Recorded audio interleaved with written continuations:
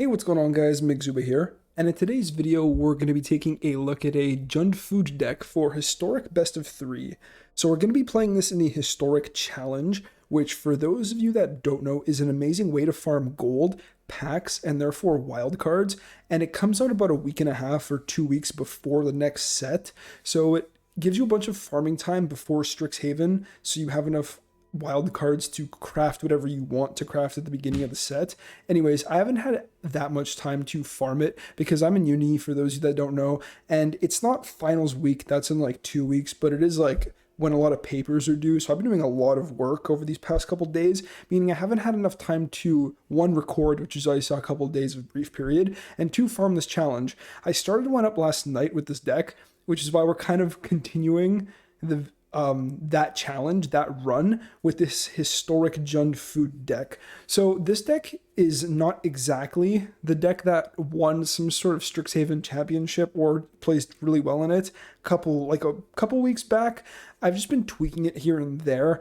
The list is fairly solidified. There's a couple of things that I'm doing a little bit differently, like we're running some priests, which a lot of builds have been cutting the priest. I personally love the priest. I recognize that it's not the most powerful card, but in this challenge, there's a lot of auras, and auras gets absolutely fucked by this card. So hopefully that's going to be a good time. The deck is fairly standard. We're going to go through it quickly. We have the cat, the oven, obviously, Goose, Crumbs, Mayhem Devil, Corvold, and Claim. Those are pretty much like shoo-ins. No one's going to tell you not to run 4 of those cards. Or actually, people tell you not to run 4 Corvolds. It's obvious that we're going to play it, but the numbers here can vary. I like 3 because it's one of our crazy card advantage engines. It helps us pop off, draw a million cards, and we just get so much value from Corvold. This is a tricky mid-range deck to pilot, and when Jund and Rakdos sank with Cat Oven were in Standard, I used to play them quite a bit, but I'm not the biggest fan of Historic, so I'm a little bit rusty on them, but hopefully I can perform adequately. We also, so things that differ from the Standard lists is we have 4 Roast Riders. This helps us grind a lot longer against, grindier decks. It also creates more tokens to sacrifice to Priest of Forgotten Gods, which is a really nice interaction. And it's also an easy board out. I find sideboarding with this deck very difficult because there's so much we want to board into and not that much we'd like to board out because so many cards are integral to our strategy. So again, to the sideboard, we have some fatal pushes for aggressive matchups. Thoughtseize, that's another thing I was going to say. A lot of these JUND food decks are main decking for Thoughtseize, which you can totally do. I just like them in the sideboard because it's very difficult for me to cut 4 of these cards. I mean, you can technically trim the priests and like drop off 2 Roast Riders and you're there, but I like them more on the sideboard for matchups where Thoughtseize is really good. Ideally, like control matchups. Sultai, Ultimatum, and Historic has been cropping up a lot more, and that's arguably this deck's worst matchup. This deck is going to be the most powerful deck in the format as long as there's nothing that goes over the top of it, and Sultai kind of does, so Thoughtseize can really help with that. One Noxious Grasp, just versatile removal, takes out your shard, which is a big issue for the deck. Abrade, kill a thing, destroy an artifact. Rexage, 2. I'm thinking of changing the numbers on this. I typically never board in 2, so we'll see. Basically, ETBs destroys an artifact or enchantment. Clothis, this card's really good. A lot of people don't have a way to remove it. In Sultai, I don't think they can actually remove it because their removal for enchantments is will destroy removal, and Clothis can't die. Really good in the Jund Mirror, decent against, or also really good against Arcanist. Like, Clothis has a lot of good matchups, and 2 more bindings for the matchups where you need to take up more permanents, and it's a really good value card. Also, in Historic, we have access to Mayhem Devil. So once the binding pops and you get Death Touch, this thing becomes a crazy machine gun, pinging everything and killing it all. Mana base, you can kind of like play with it. We have some Shocklands, we got some Pathways, we got some Fabled Passages, which crazy good in the deck. They give points of damage off Mayhem Devil, and they draw cards off Corvold. Phyrexian Tower, Sack Outlet in a land can help ramp you if that's what you're looking to do. Also, 1 fast land, because I see a lot of people running Blooming Marsh, and I typically build my own mana bases in Standard, but in Historic I'm not quite there yet.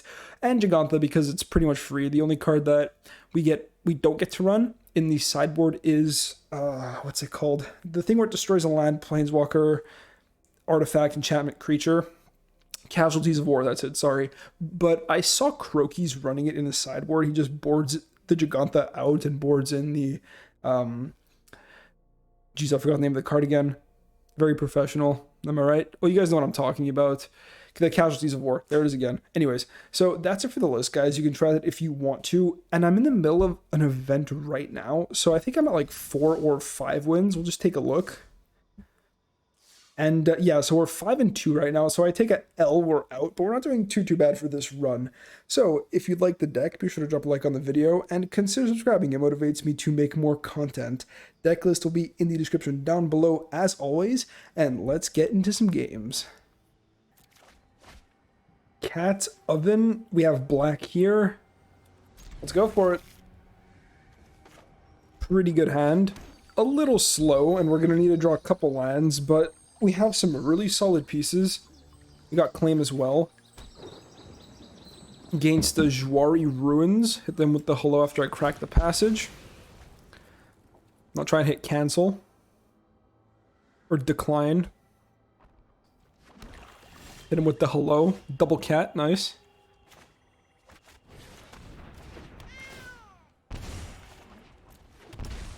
Get the good old Cat Oven online. Against what looks like control, this is probably the best opening we can have. I mean, Trail is really solid too. Oh yeah, this is control, alright. So, like, Azorius, maybe Dimir. I don't think there's any way for him to exile my cat in these colors.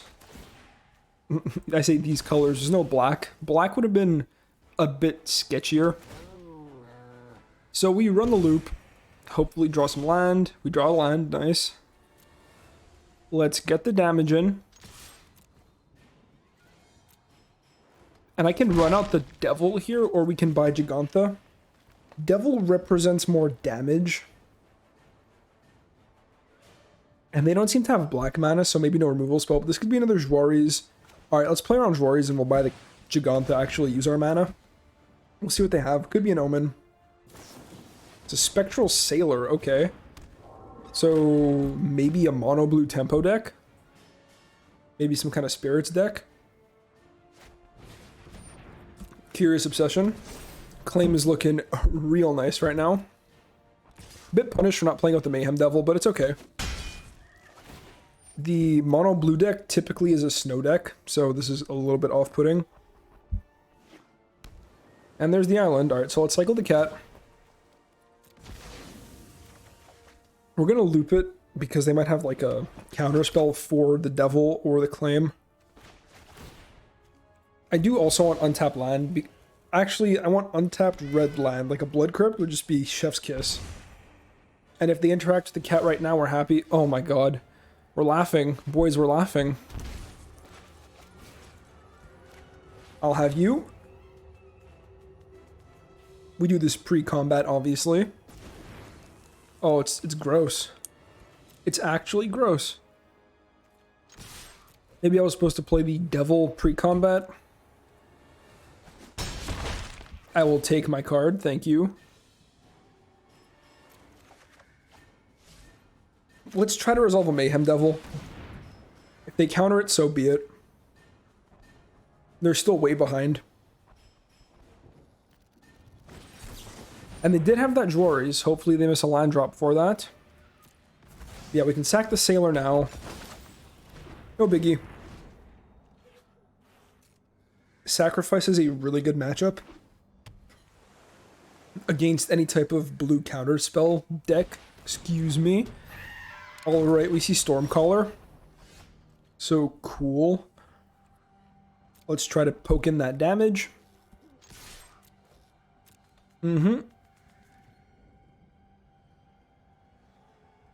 If they block, I'm super happy. No blocks.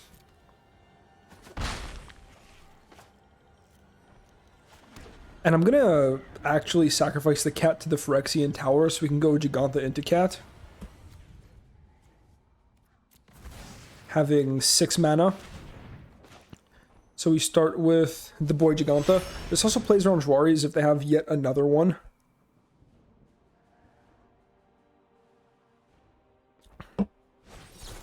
Dispute. Okay. That's fine. It's one of our more expensive spells, but we're slowly draining them out with Cat Oven, which is something they have a lot of trouble recovering from. Curious Obsession on the Storm Taker. Storm Tamer, sorry. Mono Blue isn't exactly my my go-to deck.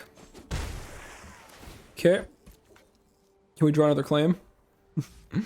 Claim off the top, please. Play draw really does matter in these matchups. Put the cat in the yard.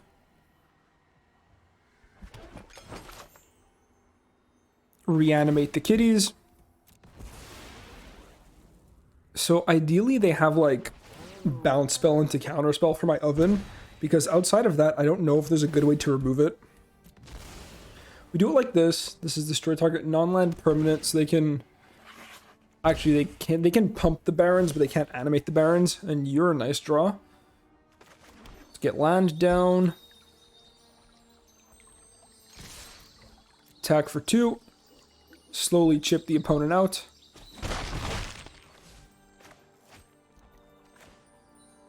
Sure. We'll go like this. Right now we can technically pay for a Mystical Dispute. And hits the Storm Tamer. That resolves, very good. So, do we try to go for a Priest of Forgotten Gods? It lets them use their mana, but aside from that, it means they don't get further ahead on the Barons. So, okay, let's try to resolve it. And it means that they might not be able to flash in another threat. I guess we just go for more black. Maybe I'm supposed to hold there, but... And it does resolve, okay. If they go for like a Brazen Borrower bounce, I might sack the oven, or sack the priest, we'll see. Yeah, they just bounce oven. We're going to send cat away. Get that extra loop. Oven comes back to me. Okay, we've drawn enough land. Opponent's almost out of gas. This can become annoying. This can actually take out an oven as well. It costs them 3 mana and their land, though. So, do we reanimate you? If we reanimate you, they can just blast zone. But then they lose 4 mana, so sure.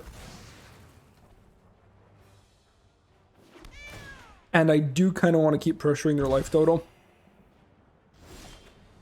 That's a good draw. That's a really good draw, actually.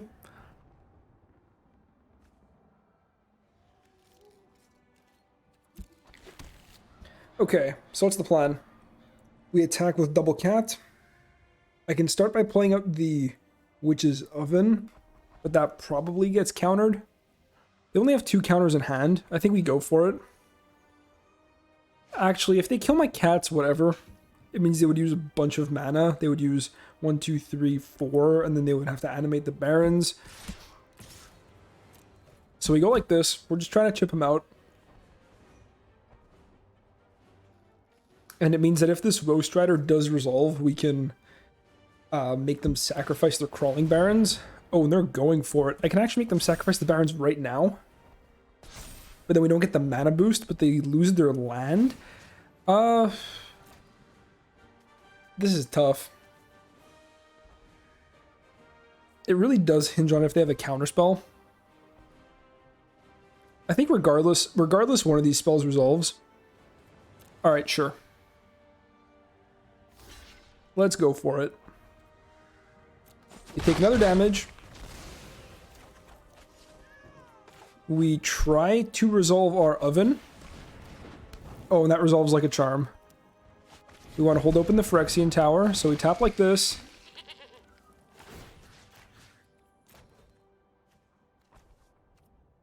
Happy to throw these away.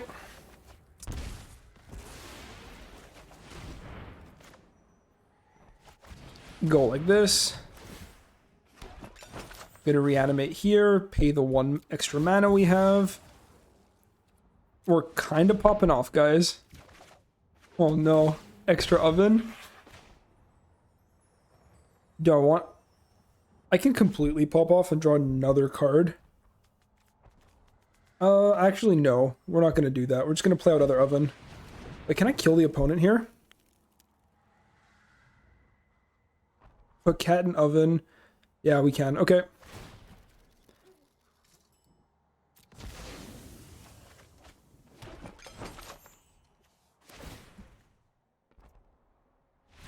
Yep, so we double sacrifice, we get more food, and we just drain our opponent out. I wasn't actually looking at their life total right there. I was just trying to figure out how to max value. Another thing we could have done is we could have sacrificed the cat or anything else with this, gotten 2 mana, animated the cat, paid 1 of the extra mana to draw yet another card. But I actually didn't notice they were at 2 life. It works out regardless. Okay, on the draw, it's going to be a harder game. Definitely want some Thought Seizes. Definitely want some Fatal Pushes. I think more removal's fine. I think we drop off some of the more expensive cards like Corvald. Goose isn't bad. It's solid blocker. Can go a bit lower on these cards.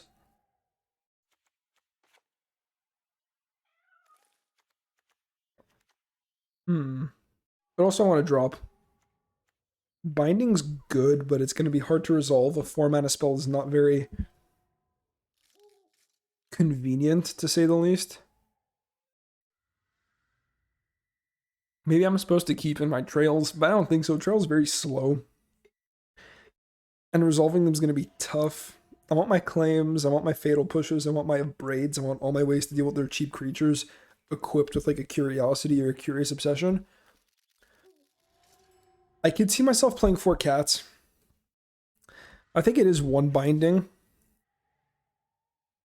I don't think that's getting resolved. I want to keep my bow striders in because they represent more value. So like double goose, double trail. I think this is fine. I don't like Colossus in this matchup. They don't really use the yard. We can go for Rex Sages, but I think it's much better if we just destroy their creatures. Okay, we'll go like this. Maybe I'm supposed to play one more Corvald. I just don't have faith that it resolves. And the Abrades are important because this mono blue deck typically sides into Grafdigger's cages. So it can hit the Grafdigger's cages and it can hit their creatures.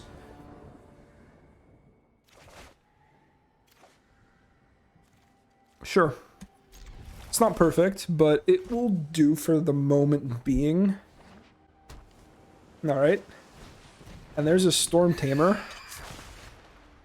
So, we are shocking. Now the question is, what are we going for? We're going for a Fatal Push, or we're going for some Thought Seizes? Tough calls. Because how greedy are they going to be if they, like, equip this? I think we just pass with Push. Next turn we can go for double Thoughtseize.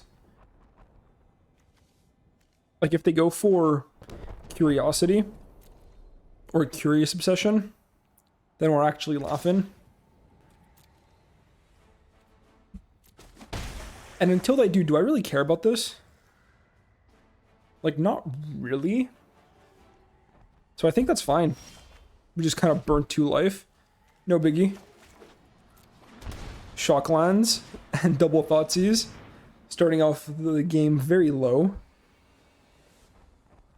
Counter magic. They counter the Thoughtseize, it's really whatever. They can censor me, that's fine. Oh boy. Oh boy. So, lots of cheap creatures. Lofty Denial, which they're going to be holding up for a minute, but we can take it. I think we take their other land. And I can Thoughtseize again. And Thoughtseize what? Their Lofty Denial away? And then they have no counter magic? Okay. Sure. I hope they counter this, to be honest with you. Because it means I wouldn't have to pay 2 life to do it. They just play Sailor, trying to protect it. Fair enough. Okay, so we've gutted their hand. They only have 2 lands. we have the Mayhem Devil, which if Mayhem Devil ever starts popping off, we start going crazy on, you know, little creatures. So I can push a Sailor, play out a Trail of Crumbs. This can gain life if it resolves. They can actually unsubstantiate my trail. Gonna be taking one more damage from this Sailor. Okay, let's play the trail. I don't even think this deck runs Censor, but it is what it is. We also don't have Cat Oven right away, so we're not, you know, being chipped down. I don't think it's worth paying the 2 life for push. We're already at 9. We've paid like 8 life ourselves. So we're just going to play that tapped and chill out for a minute. What are we going to see unsubstantiate on my trail? Or unsubstantiate on my food, which would be very sad. Nothing. Not surprising. Take 2. Saving this push for whenever they get double Mayhem Devil is something alright.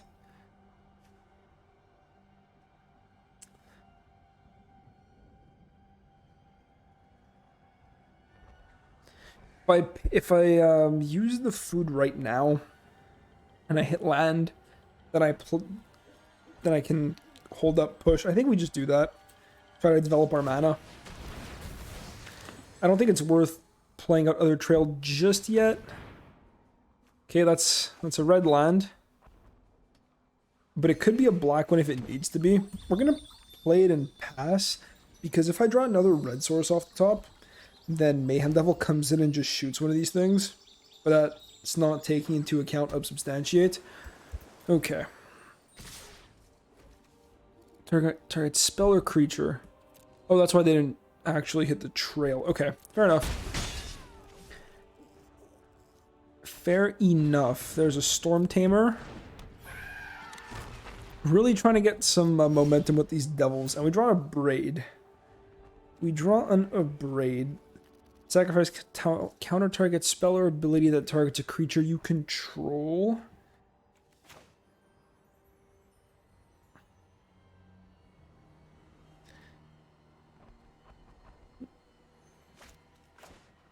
So we can get down another trail. This can gain us another bit of life.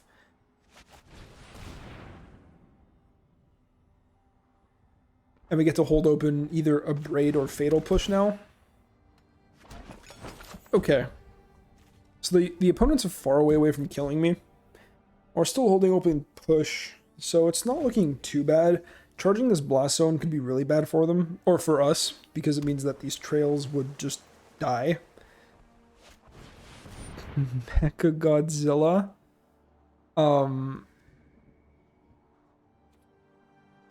We have Claim. I don't trust this thing not to get a counter. So I'm going to go for a Braid right now. And we're going to sack it, give it the red. I don't trust this thing not to get hexproof or a +1/+1 counter. Actually, we can destroy target artifact. And then the +1/+1 counter doesn't matter, but hexproof is a very big problem. So do we see the Storm Tamer happen? We do, but that's okay. It means they don't get to hold open unsubstantiate. Okay, Death Touch, that's whatever. Okay, and there's a cat. We have secured the cat. So, we have a lot of options. We have, like, a lot of options. I have no way of getting the cat to the graveyard. We can resolve a devil, but they can always just unsubstantiate it, which is not ideal. We can eat the food, gain some life. I think we just play out cat, block the giant. Right? So we play out cat, we block the giant, we reanimate cat, and then we draw 2 cards. Do I care about either of these? I think we just wait with the push again. Okay.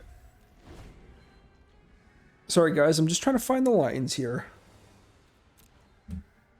Interesting match. Creatures you control have, whenever the creature becomes a target of a spell or ability, counter it the first time. Very good. So this would just immediately get countered. So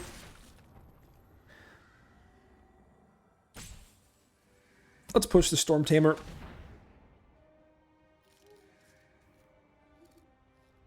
They can sacrifice to give something hexproof, or they can hold open 1 mana. Okay, cool. Please no trample. Flying. Oh, that's unlucky. That is unlucky.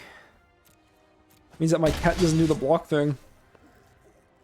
I could have eaten that for 3 life. I think if we do that, we just lose.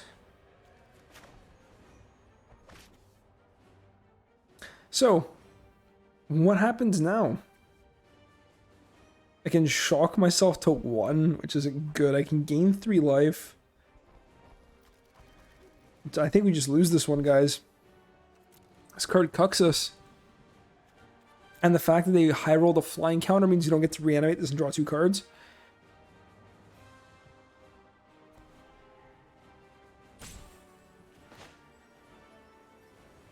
Yeah, we'll see if they block this cat. That might change things, but I don't think they do. Yep, okay. Well, that's GG's for game 2. Feels kind of bad. This is what I mean when the trails are really slow. Unsubstantiate, it's also awkward. Okay. So how do we want this to go? Do we want to change anything? I feel like I can't drop off all the trails in the geese, but maybe the geese just being blockers in the air generating a lot of food is going to be relevant enough. Devil looked really bad there with absolutely no sack outlet. So maybe it's just 1 devil for a goose. Is that crazy? Unless I should drop off 1 Woe Strider. I think it's like this. Call me crazy. But now we're on the play, so against mono blue, that's a huge deal. Ooh, okay. Say no more. We resolve the oven. We 100% of the time resolve the oven. They can counter the cat, they can counter the goose. All of that is simply whatever. Oh man. Now we have to make some mana decisions. I hate making mana decisions. I want this to be my red source. So I guess we're just gonna play out cat. Play out tower, say go. Okay. I mean, it's fine. I think we still made the correct play. We don't get to play out a goose just yet, but, you know, actually resolving a witch's oven is very important. So let's start the loop, the oh-so-famous cat oven loop, which I'm sure everybody here is just a massive fan of. You know, as annoying as it is to resolve, as to, like, a time waster, I've never hated cat oven. And maybe that's just because I click through things really quickly. I can definitely see the frustration in some people playing against cat oven, and they feel like nothing ever happens. Like, people holding priority with the oven is very frustrating. Trust me, I get that.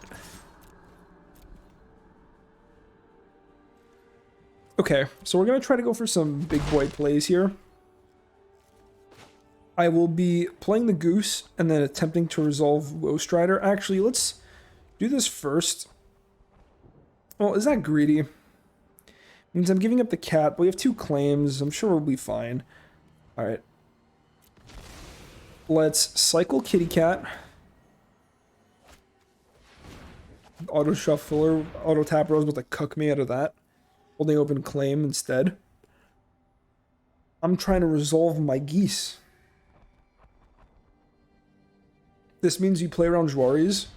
Unsubstantiate. Alright, that's annoying, but it's more of a tempo play than anything. It doesn't actually get countered. And this gives us the food, so we can continue the cat loop. So I'm pretty happy with that play. I don't think we need the extra food, so I'm happy to just reanimate Cat and do the loop all over again. They go for the Storm Tamer. Let's go. Strap it up with curiosity or curious obsession. You know you want to. And we run the loop again.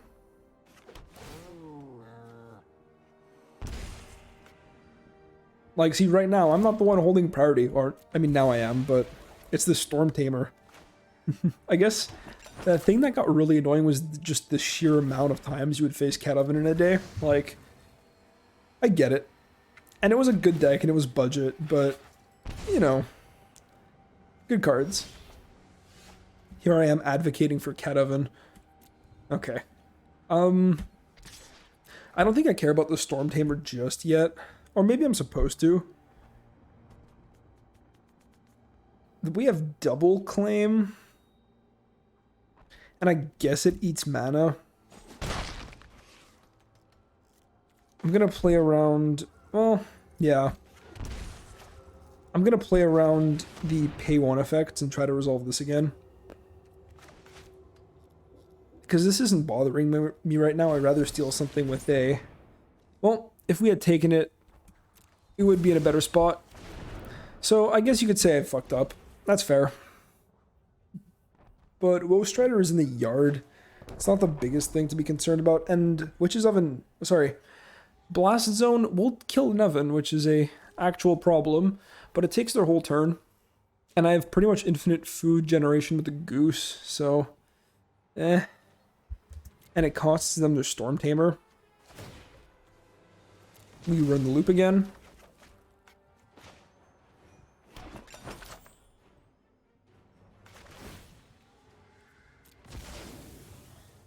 Nothing in yard that I want to exile. I mean, I have the cat, but we're not trying to exile the kitty cat.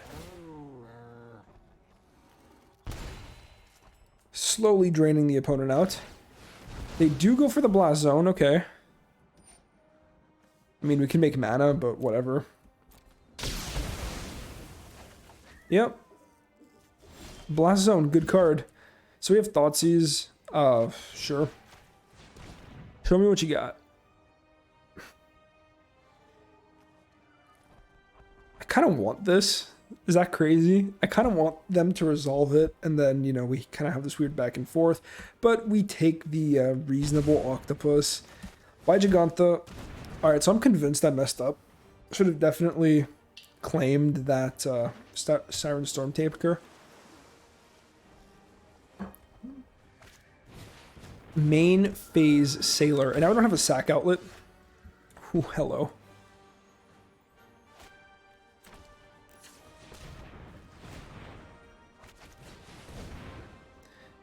Gets Lofty. Now, I should have... Okay, hear me out. No, I was going to say I can claim the Spectral Sailor. Right? And then once I claim the Spectral Sailor... Well, I can actually do that. So we're going to... We can claim it and sacrifice it to the Phyrexian Tower. We're going to get in a point of cheek damage. Alright, this is what I mean, guys. There's a lot of lines. I'm not the perfect sacrifice player, but I'm, like, okay at best. We're going to add some mana for literally no other purpose than the fact that it sacrifices the Sailor. And now opponents on pretty much empty bar the Spectral Sailor, and they're on empty. Okay, they can draw a card. Which is solid.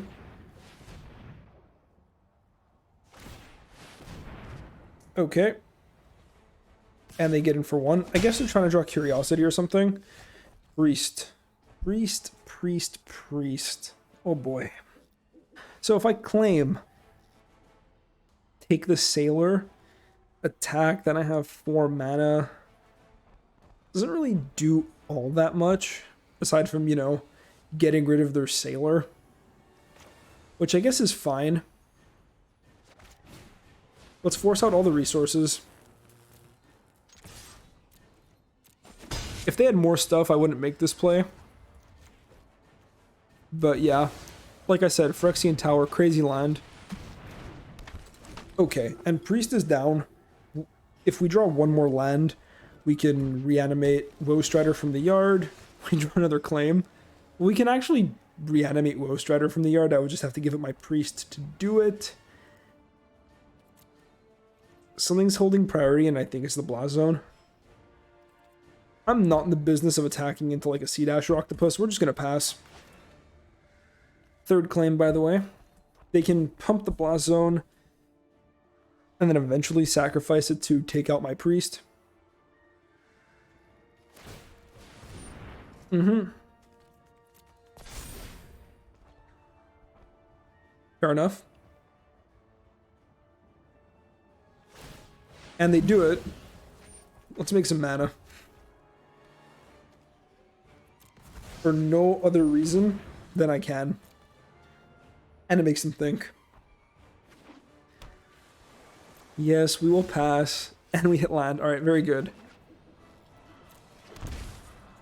Land hit. Let's escape this. 1, 2, 3. I don't really think it matters, but we're gonna keep the cat in the yard for sure. Would not want to exile you. Like if they're wasting counterspells on a Woe Strider that I have back pretty much for free, then we're laughing. But this is what I mean, where this card is just so good against these type of long, grindier matchups. And yeah, now I'm going to attack with Woe Strider. And they're out of lands that do stuff. They're Raw Dog and Islands right now. If they have a pay 1 counterspell, honestly, whatever. I'm not going to sacrifice my goat to the possibility that they have a Lofty Denial or something. There's a Cutthroat. That's actually surprising. A lot of these lists are a lot more spirit-based, but I guess this is more of an old-school mono-blue tempo. So fair enough. I respect mono-blue tempo. It's really good against a bunch of the over-the-top decks or control-y decks. And they strap an Obsession on it. That's GG, man. Yeah. You poor thing. Yeah, Claim the Firstborn is disgusting, but Blast Zone does the job. So I don't even think I played this game perfectly, and the sideboarding was questionable. Maybe not at best, but I would say at worst questionable. Anyways, I'm not going to toot my own horn. It's not my best deck. It used to be a lot better, and I was always better at the Rakdos versions. But yeah, guys, not bad. If you're interested in a deck for this event, I really do recommend this JUND sack list, or any other JUND sack list. Like, the deck is nuts. Alright guys, and we are back. So I am not going to take up any more of you guys' time with another 30-minute-ish game, because trust me, when you're playing these sacrifice games, they do typically take that long, if not longer. So I'm going to continue that run on my own. If you guys care about the results, sometimes I post on Instagram, just type of thing. It's in the description down below, and to try this deck out, especially if you played it in Old Standard, which I know I keep mentioning Old Standard, but it is very much so an Old Standard deck. Like, I think every card here was legal in Standard when JUND was legal, except for Binding, which is new, and the mana base, like some of these mana cards, and the sideboard, namely like Thoughtseize, Fatal Push, a Braid, the other bindings. But yeah, so if you're looking for like a budget-esque historic deck, this is kind of what I do. I take decks that previously were in Standard that are competitive in historic. Like last season for this challenge, I just spruced up a Gruul list, and yeah, it's really not that bad. It's an easy way to get into historic, or an easier way to get into competitive historic. Sorry about that. I'm just getting really tired. Anyways, guys, that's gonna be it for me. Again, deck list will be in the description down below as always, and I will catch you in the next one. Peace out.